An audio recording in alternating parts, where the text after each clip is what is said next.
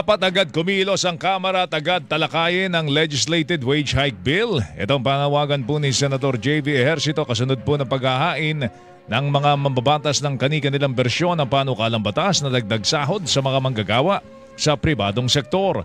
Ayon kay Ejercito, hindi dapat maulit ang nangyari noong 19 Congress kung saan hindi umabot sa Bicameral Conference Committee ang inaprobahang legislated wage hike bill dahil sa atrasadong pagpasa nito sa Kamara. Bakit nila last minute lagi? Di ba? Ang daming oras, ang daming panahon.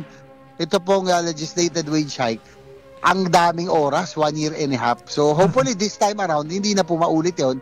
Kung talaga seryoso ngayon pa lamang, let's get back to work. Yeah. First week pa lang, dapat i-hearing na kagad yan kung talaga seryoso po.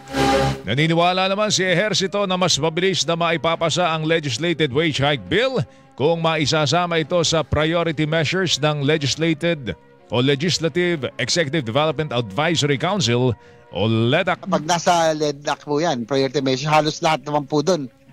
Even ang Senate, sinasabi nila mabagal, halos lahat ng naisama sa priority measures ng LEDAC, naipasa rin po naman natin. So malaki ang chance na maipapasa kapag ito'y maisama po sa LEDAC.